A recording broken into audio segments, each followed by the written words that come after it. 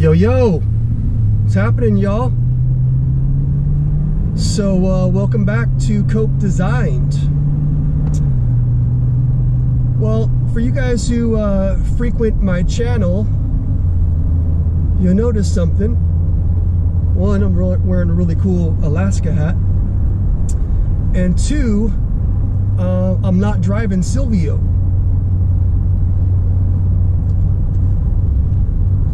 Got me a new set of wheels. Calling this one the Whale. It's a 2011 Toyota Tundra Rock Warrior. So in this episode of Cope Designed, I'm going to tell you why I went with the Tundra, and specifically why I went with the Rock Warrior. So stick around.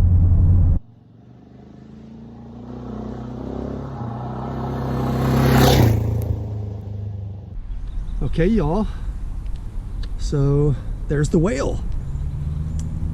So I just turned 50 last week, and so I thought I want to do something nice for myself. So it's been a few years since I've had a truck, so I started doing some research,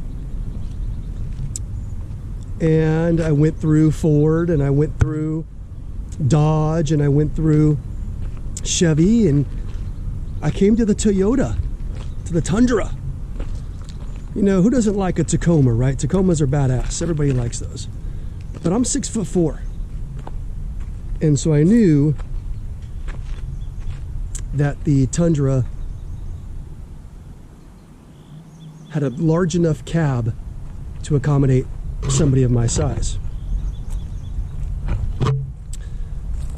So then I was looking at second generation and what they call Gen 2.5 or sometimes Gen 3 Tundras. And I decided to go with second gen because second gen and third gen are about the same. And then I boiled it down to the Rock Warrior. Let's talk about the Rock Warrior and why I went with the Rock Warrior specifically. First, the wheels. If I was going to buy a third gen Tundra or any other Tundra, I'd have to upgrade the wheels. Now I don't need to worry about that. These wheels will suffice. Second, color match bumpers. A lot of guys out there are dechroming their bumpers. These match. Don't need to spend the money on doing that. And hell, I don't even need to buy an aftermarket bumper now. Let's take a look at the rear. And there's the there's the rear bumper there. Third reason I went with the Rock Warrior. Limited badging. Sure, we got the Rock Warrior badge there. We got the 5.7 badge here.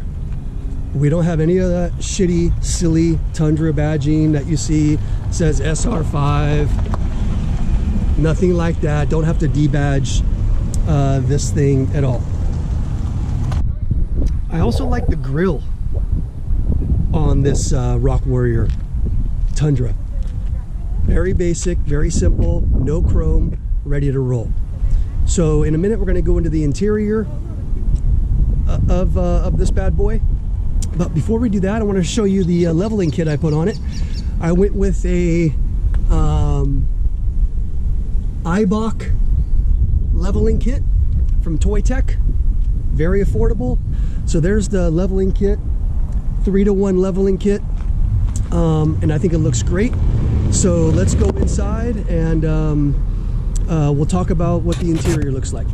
Okay, so let's briefly talk interior.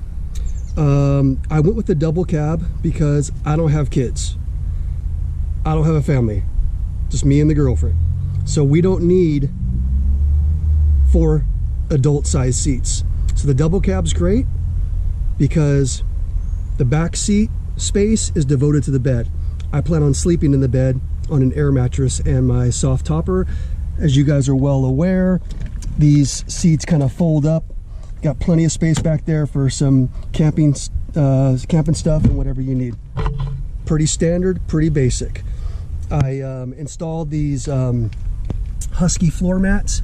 I'm not being paid by Husky, but these floor mats fit great. Look at that. Look at that fit and finish. I mean, they really fit nice, you guys. I was a little bit hesitant, but I'm really impressed with the Husky floor mats.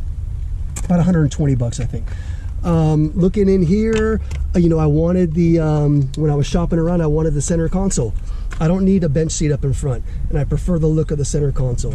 One of the very first mods I did, if you want to call it a mod, is that cell phone mount. Not a whole lot of places to put a cell phone in the Tundra. So finding a place to mount the cell phone was a bit of a challenge. You know, not a whole lot of space there. So I just went with a little dealio right there on the dash. And so far so good. There's my GoPro driving cam. And next upgrade, I got a couple upgrades coming. One, I'm gonna put a nice stereo in here with an 8-inch woofer in the back. That's gonna cost some money. But my guy's one of the best in LA, so that's cool. And I need to throw an alarm on this bad boy. So we're gonna spend a couple grand on an alarm and a stereo combined, probably $2,000. Sucks, but you know, if this is my daily driver, I might as well be comfortable. You might be thinking, dude, daily driver? You're driving a car that gets 13 miles to the gallon as a daily driver? Well, first of all, I don't drive that much. I drive maybe 20 miles a day back and forth to work. Secondly, you don't buy a Tundra for the gas mileage, all right? Okay, so let's talk future plans. Again, not dropping a ton of money into this. Not gonna get bumpers. Not gonna get aftermarket wheels. Future plans, and these are happening pretty quick. I'm gonna have those windows tinted. Driver window, passenger window. I'm gonna have those tinted to match. And I'm gonna splurge and get some Baja Design S2 Pro ditch lights and throw those on there to give me some lighting at night. And that's pretty much it. Oh, no, the big one. I'm gonna put a soft topper on the back. I'll be doing some camping in this, but we know that Silvio is my main adventure vehicle, but I'll be doing some weekend camping in this up in Big Bear and doing some off-roading. Not hardcore off-roading, but some fun off-roading. So I'm gonna get me a soft topper. But those are 900 bucks. So I'm looking to get a used one on Craigslist or Facebook Marketplace. So that's gonna be the next thing. I'm gonna get a soft topper, ideally used.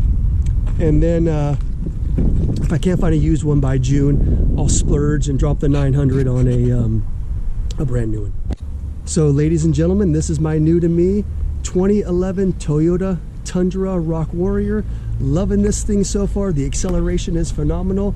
Love the color. Also like the salsa red. One owner, dealer maintained, and just a really nice truck. Really happy with this. All right, talk soon, friends.